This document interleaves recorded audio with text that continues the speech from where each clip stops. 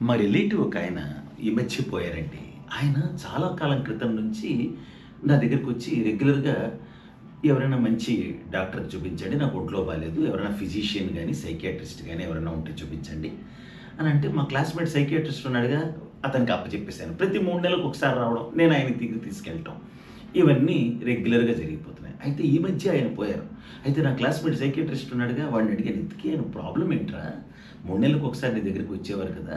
అసలు ప్రాబ్లమ్ ఏంటి ఆయనది?" అంటే ఆయనకేదో చిన్న సైకియాట్రిక్ ప్రాబ్లమ్‌లే. వాళ్ళ ఊర్లో ఒక ఇల్లుందిగా, మనకి అమలాపురంలో ఒక ఇల్లుందిగా ఆయనకి. అదెవరో తాళ్ళు కట్టి లాక్కెళ్ళిపోతున్నారు అని. తాళ్ళు కట్టి లాక్కెళ్ళిపోతున్నారు. ఈయనేమో హైదరాబాద్‌లో ఉంటారు. ఇల్లేమో అమలాపురంలో ఉంది.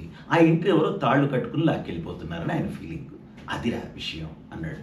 తాళ్ళు కట్టి లాక్కెళ్ళిపోతున్నారా?